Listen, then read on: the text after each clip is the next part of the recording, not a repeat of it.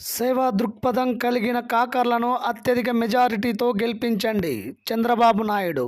ఎన్నికల ప్రచారంలో భాగంగా నెల్లూరు జిల్లా ఉదయగిరి నియోజకవర్గం వింజమూరులో టీడీపీ అధినేత మాజీ ముఖ్యమంత్రి నారా చంద్రబాబు నాయుడు ప్రజాగళం భారీ బహిరంగ సభను నిర్వహించారు. ఈ సందర్భంగా వింజమూరు పట్టణం మొత్తం పసుపుమయంతో నిండిపోయింది. ఈ కార్యక్రమంలో ఆయన మాట్లాడుతూ దగ్గర 150 గ్రామాల్లో పెట్టుబడి పెట్టి స్వచ్ఛందంగా మంచినీరు ఇస్తున్నటువంటి వ్యక్తి విపిఆర్. సంవత్సరం 2 కోట్ల రూపాయలు ఖర్చు పెట్టి మెయింటైన్ చేస్తున్నాడు. ఒక వింగే పెట్టాడు విపిఆర్. ఈయనకి ఆ ఏటు ఒక అతను వచ్చాడు, ఇప్పుడు కొత్తగా ఎక్కడి నుంచి ఊడిపడ్డాడు. పాపం నిన్న చూశారు ఆయన బాధ.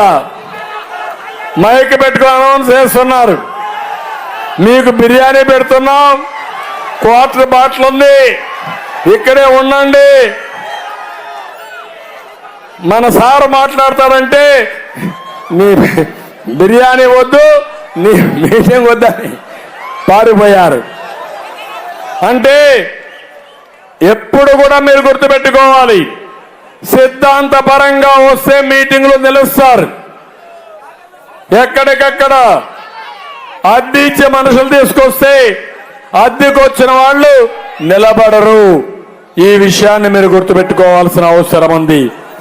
ఇక్కడ కాకర్ల సురేష్ కూడా ఒక వెహికల్ పెట్టి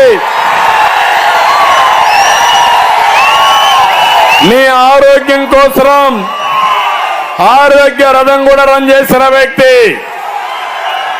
వీళ్ళు సేవాభావంతో పనిచేయడానికి ముందుకు వచ్చారు. అవతల వాళ్ళు దోపిడీ చేయడానికి వచ్చారు, ముందుకు వచ్చారు. ఎవరిని ఆశీర్వదిస్తారో మీరు అడుగుతున్నా మిమ్మల్ని.